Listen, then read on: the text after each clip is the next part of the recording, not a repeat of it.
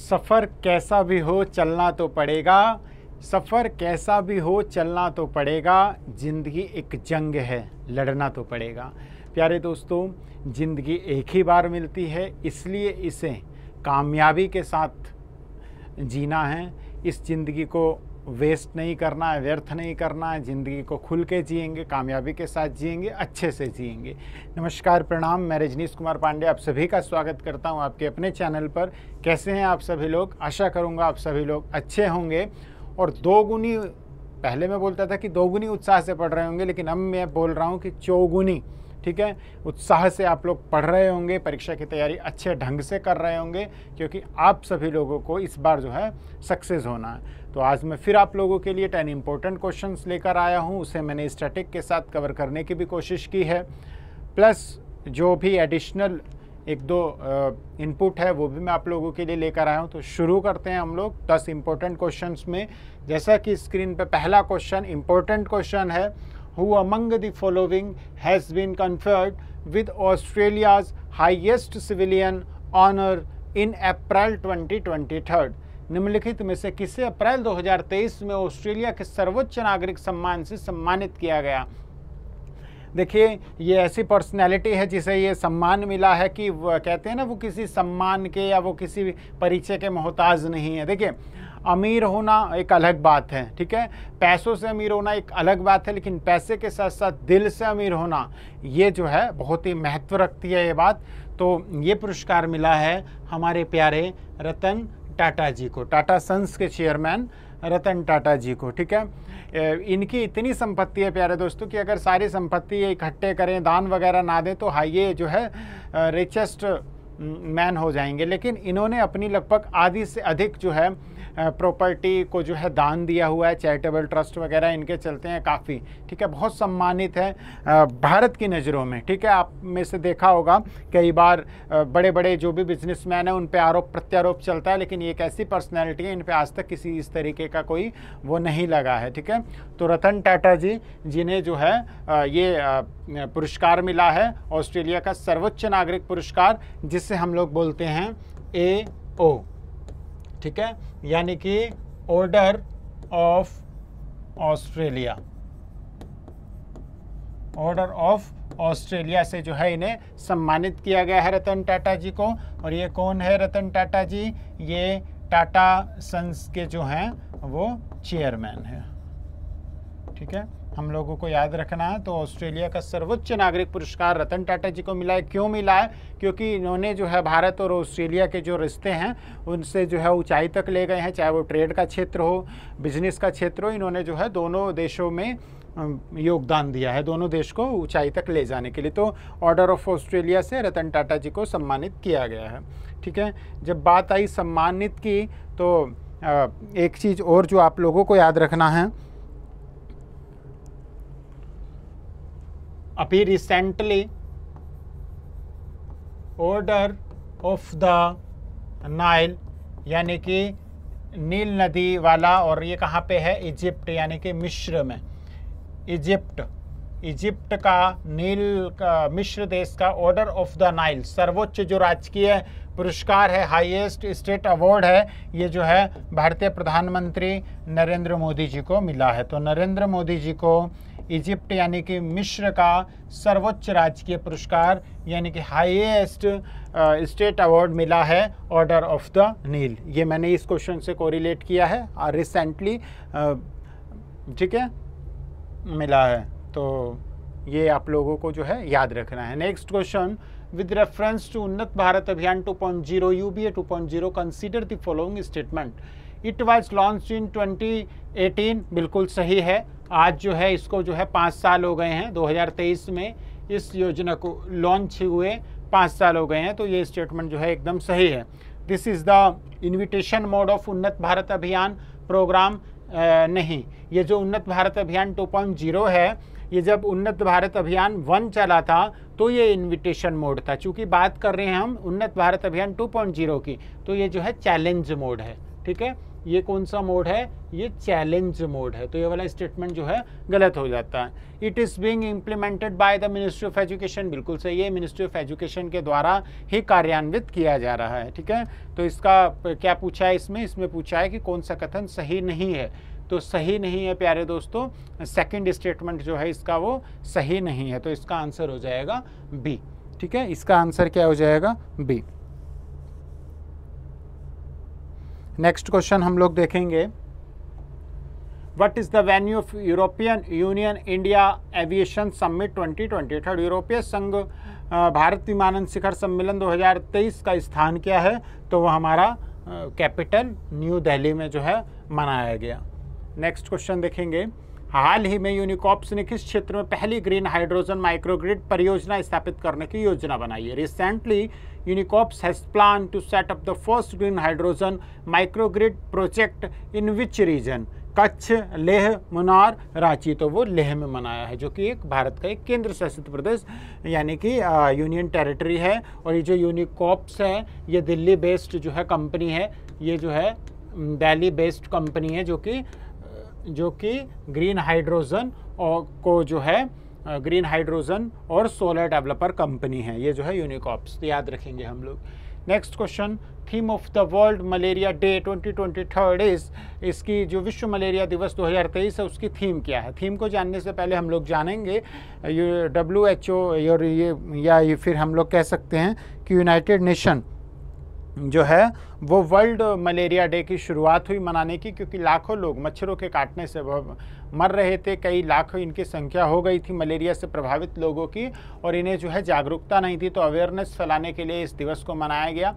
ठीक है, और इसकी सेफ्टी कैसे, मच्छरदानी का प्रयोग करके कैसे, ऑल आउट, ये सारी जो चीज़ें आ रही हैं इनका प्रचार करके, मतलब कि प्रयोग करके कैसे जो है इस बीमारी से बचा जा सकता। तो विश्व मलेरिया दिवस 2023 की जो थीम है वो है time to deliver zero malaria, invest, innovate, implement. यानी कि जो मलेरिया को एक तरीके से जीरो करने का है और इन्वेस्ट करने का है, इनोवेट कुछ अच्छा करने का है, और इम्प्लीमेंट उसे जो है लागू करने का जो है समय आ गया है। ठीक है, तो वर्ल्ड मलेरिया डे, विश्व मलेरिया दिवस जो 2023 है उसकी थीम मैंने आप लोगों को बताई। ठीक है, और ये कब मनाया जाता है विश्व मलेरिया दिवस, वर्ल्ड मलेरिया डे कब मनाया जाता है? ये मनाया जाता है प्यारे बच्चों 25 अप्रैल को। कब मनाया जाता है? 25 अप्रैल को। और इसकी शुरुआत कब से हुई थी? 2008, यानी कि 2008 से इस वर्ल्ड मलेरिया डे को मनाने की जो है शुरुआत हुई थी। नेक्स्ट क्वेश्चन, ई श्रम पोर्टल की एक पहल है, मतलब ई श्रम पोर्टल जो है वो किसके द्वारा चलाया जाता है? नाम में ही देख लीजिएगा, श्रम आ रहा है, श्रम मतलब लेबर, तो ये ministry of labour and employment के द्वारा चलाया गया था, जिसे ministry of labour and employment जो है उसने ई श्रम पोर्टल को जो है लॉन्च किया है। और 26 अगस्त यानी कि 26 अगस्त 2021 को जो है इसे लॉन्च किया गया था।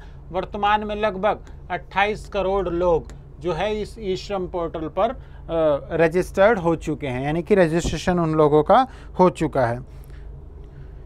नेक्स्ट क्वेश्चन देखेंगे, इंपॉर्टेंट क्वेश्चन है इसलिए सारे क्वेश्चन को आप लोगों को ध्यान रखना है। Ulaanbaatar is the capital of which country? Ulaanbaatar किस देश की राजधानी? अब आपके मन में एक प्रश्न आया होगा कि राजधानी वाला क्वेश्चन कहाँ से आ गया, अब कैपिटल वाला क्वेश्चन कहाँ से आ गया? तो कहीं ना कहीं जो चीज़ें चर्चा में रहती है उसी की जो है राजधानी वगैरह पूछी जाती है। तो भारत जो है ये पहले मैं बता दूं, उलान बटार जो है ये मंगोलिया की कैपिटल है, और मंगोलिया में भारत ने जो है फर्स्ट ऑयल रिफाइनरी का प्रोजेक्ट जो है वहाँ पर लगाया है, तो इसीलिए चर्चा में और इसीलिए कैपिटल पूछी है। भारत ने मंगोलिया में अपनी फर्स्ट जो है ऑयल रिफाइनरी का जो है प्रोजेक्ट लगाया है, जो कि 2025 तक जो है कंप्लीट होगा। क्या लगाया है मंगोलिया में, क्या लगाया भारत ने?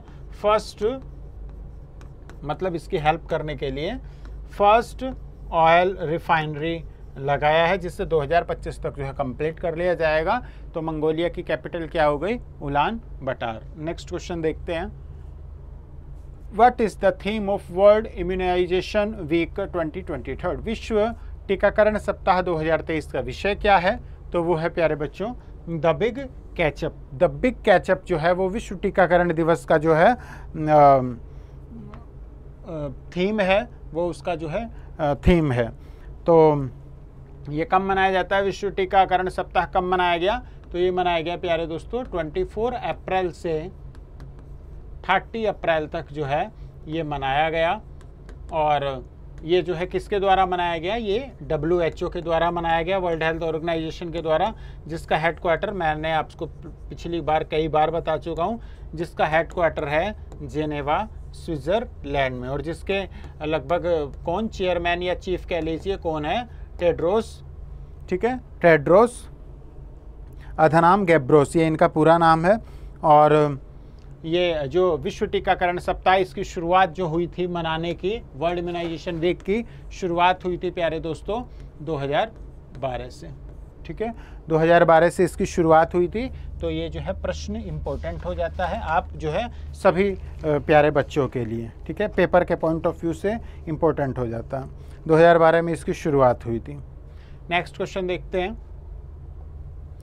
Recently Manamadurai pottery has been given GI tag, जो जोग्राफिकल इंडिकेशन टैग मिलता है वो उस मनमदुरई जो है बर्तन वाली चीज़ों को मिला है। This pottery is associated with which one of the following state? किस स्टेट जो मनमदुरई मिट्टी के बर्तनों को जो GI टैग दिया है, यह मिट्टी के बर्तन निम्नलिखित में से जो है किस राज्य से संबंधित है? तो वो है प्यारे दोस्तों तमिलनाडु से संबंधित। तमिलनाडु में एक छोटा सा गांव है मानामदुरई। मानामदुरई जो है तमिलनाडु में एक छोटा सा गांव है, एक स्मॉल विलेज है, और ये अपने बर्तनों की खूबसूरती के लिए ये जो है गांव जाना जाता है। यहाँ पे मोस्टली लोग जो है मिट्टी के बर्तन बनाते हैं, जिस कारण से जो है मानामदुरई को जो है ये ज्योग्राफिकल इंडिकेशन का जो है वो टैग दिया है, ठीक है। बात करें तमिलनाडु की तो इसकी कैपिटल क्या है? इसकी कैपिटल है चेन्नई, ठीक है। और इसके जो गवर्नर हैं ये भी आपको कई बार बता चुका हूँ, RN रवि, ठीक है। इसके साथ साथ जो MK स्टालिन है, इनकी पार्टी का नाम भी MK है। MK स्टालिन कौन है? यहाँ के CM है, ठीक है। ये बेसिक चीज़ें आप लोगों को पता होना चाहिए। प्यारे दोस्तों, जैसा कि काफ़ी स्टूडेंट्स हैं जो कि एग्ज़ाम देने गए हुए हैं वीडियो का, या और भी जो एग्ज़ाम चल रहे हैं। देखिए, एग्ज़ाम के दिनों में मोस्टली जो है आप लोगों को ऐसे लोगों से, ऐसे दोस्तों से बचना है जो आपको जो है कंफ्यूज करे, आपको डराए। रियल मायने में फिर वो आपका दोस्त नहीं है, ठीक है। आपको कौन आपसे क्या प्रश्न पूछ रहा है, कौन आपको परेशान करने की कोशिश कर रहा है, आपका हुआ नहीं हुआ, आप स्वयं से परेशान हो रहे हैं कि जो है मेरे एक नंबर कम आ रहे हैं या मेरा कैसे होगा। तो देखिए, वो जो चीज़ें हो चुकी है, अब देखिए मान लीजिए आप एग्ज़ाम के, कल आपका एग्ज़ाम और आज आप रात में पूरी रात जो है पन्ने पलट रहे हैं। मैं अपना अनुभव बताता हूँ, मैंने भी ऐसी गलती की थी और मेरी अच्छी प्रिपरेशन थी, उसके बावजूद एग्ज़ाम सेंटर में मैं इतना कंफ्यूज, इतना डिस्टर्ब हो गया कि बार बार पलक झपक रही थी, नींद आ रही थी, ठीक है, क्योंकि पिछली नींद मैंने जो है रात में कंप्लीट नहीं की थी। तो लगभग जो है 6 से 7 महीने की जो तैयारी थी वो वेस्ट हुई। तो ऐसी गलती आप बिल्कुल ना करें।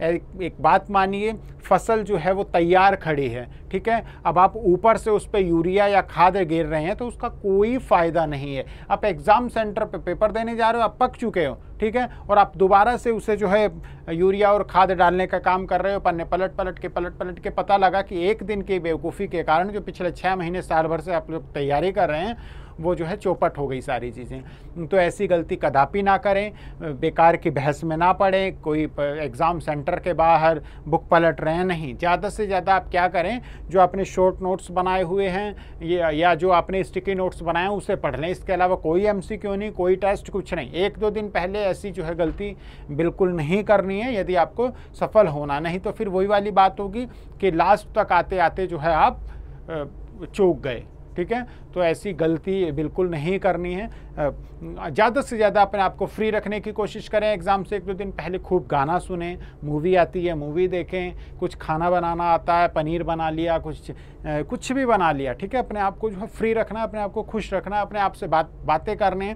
जिस पे विश्वास है उससे मिलें, घर परिवार से बात करें, मंदिर में जाएं, ईश्वर से बात करें, ठीक है, प्रसाद चढ़ाएं, जो जिसमें आपको खुशी मिलती है वो सारी चीज़ें करें। लेकिन एग्ज़ाम से 2 दिन पहले ठीक है। वो बुक वाले चक्करों में मत पढ़ना, ये सब कुछ नहीं। पता लगता है कि स्टूडेंट्स एग्ज़ाम से पहले एक दो रात जगे हुए हैं। मैं खुद स्टूडेंट्स को पढ़ाता हूँ, मैं देखता हूँ एग्ज़ाम से पहले उनकी आंखें ऐसे करके खोलनी पड़ती है, ठीक है। तो ऐसी गलती ना करें, गलती ऐसी ना करें कि आपकी पूरी जो है पिछली जितनी भी मेहनत है वो बेकार जाए, ठीक है। आपने जितना पढ़ा उतना विश्वास रखिएगा। अगर आपने वाकई में मेहनत की है तो ईश्वर साथ देता है, ठीक। और आपने मेहनत की है तो फिर उसका फल अच्छा मिलेगा, लेकिन इस तरीके की जो है चीज़ें नहीं होनी चाहिए। खूब मन लगा कर पढ़ना है, स्ट्रेस नहीं लेना है, ठीक है। क्योंकि अब जो एग्ज़ाम देने जा रहे हैं उनके लिए भी है और जो आगामी जो है एग्ज़ाम देंगे उन सभी के लिए है। तो इस तरीके की गलती नहीं करना है आप लोगों को। नेक्स्ट क्वेश्चन देखते हैं। Scientist from which space agencies have successfully extracted oxygen from simulated lunar soil. किस अंतरिक्ष एजेंसी के वैज्ञानिकों ने नकली चंद्र मिट्टी से ऑक्सीजन को सफलतापूर्वक निकाला है? ऐसा काम कौन कर सकता है? ठीक है, इसरो भी कर सकता है, ठीक है, और करेगा, लेकिन फिलहाल अभी इसरो नहीं है। इसका आंसर है नासा, ठीक है। इसका आंसर क्या है प्यारे बच्चों? नासा, ठीक है। नासा ने ये जो है किया है, ठीक। अगर मैं बात करूं नासा की, तो नासा का हेडक्वार्टर कहां पर है? वॉशिंगटन डीसी, ठीक है। वॉशिंगटन डीसी में नासा का हेडक्वार्टर। तो नासा ने क्या किया है? नासा ने नकली चंद्र मिट्टी से जो है ऑक्सीजन को सफलतापूर्वक निकाला है। तो ये जो है आज के आप लोगों के लिए कुछ जो है इम्पोर्टेंट 10 क्वेश्चंस थे, जिसमें सारे अवार्ड्स वगैरह मैंने जो है कवर कराने की कोशिश की। बीच में मैंने आप लोगों को बताया था कि नरेंद्र मोदी जी जो है इजिप्ट की यात्रा पे गए हैं, और इजिप्ट यानी कि मिस्र यानी कि इजिप्ट का वो जो है सर्वोच्च राजकीय पुरस्कार, हाईएस्ट स्टेट अवार्ड क्या मिला है उन्हें मिला है ऑर्डर ऑफ द नाइल, ठीक है। तो ये हम लोगों को याद रखना है। इसके साथ साथ मैंने आपको प्रीवियस क्लास में बताया था क्रिस्टियानो रोनाल्डो, इन्हें क्यों चर्चा में है? ये जो है 200 फुटबॉल मैच खेलने वाले खिलाड़ी बन गए हैं, और इनका नाम जो है हाल ही में गिनीज वर्ल्ड रिकॉर्ड में जो है वो दर्ज किया गया है, क्रिस्टियानो रोनाल्डो का। तो याद रखेंगे हम लोग। इसके साथ साथ एक और चीज़, इंडिया का जो है, इंडिया का हाईएस्ट जो है शॉपिंग मॉल, भारत का जो है सबसे ऊंचा शॉपिंग मॉल, जिसे बोलेंगे साया, ठीक है, ये नोएडा में यानी कि उत्तर प्रदेश में खोला गया है, ठीक है। उत्तर प्रदेश में इंडिया का हाईएस्ट जो है शॉपिंग मॉल, जिसे साया स्टेटस बोलेंगे, ठीक है, ये कहाँ पे खोला गया है? ये नोएडा में खोला गया है। तो ये आज आप लोगों के लिए कुछ इंपॉर्टेंट क्वेश्चंस थे।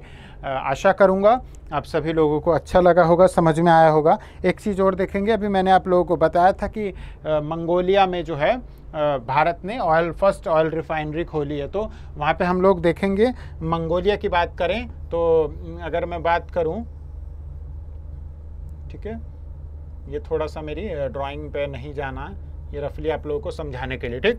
ये हमारा मानिए, ये हमारा भारत है, और ये लगभग मान लीजिए चाइना है, और चाइना के यहीं पे ये जो है ये वाला एरिया है मंगोलिया। तो भारत ने क्या करा है, यहाँ पे पाइपलाइन ऑयल रिफाइनरी का जो प्रोजेक्ट किया है, भारत की मदद से यहाँ पे हो रहा है। तो मंगोलिया की जो ग्लोबल इमेज, जो ग्लोबल मैपिंग है, वो मैंने आप लोगों को यहाँ समझाने की कोशिश करी, ठीक है। आई होप आप लोगों ने एंजॉय किया होगा, और प्लीज़ कमेंट के माध्यम से बताएं आप लोगों को समझ में आ रहा है या क्या कुछ दिक्कत हो रही है। जो भी परेशानी भी है, कुछ समझ में नहीं आ रहा हो या कोई भी आपकी पढ़ाई से संबंधित परेशानी हो, तो कमेंट के माध्यम से मुझ तक ज़रूर पहुंचाएं। मैं 100% उसे जो है सॉल्व करने की कोशिश करूंगा। तो खूब मन लगाकर पढ़ना, बिना किसी स्ट्रेस, बिना किसी तनाव के, ठीक है। कल पुनः मुलाकात होगी, तब तक के लिए नमस्कार, जय हिंद, जय भारत।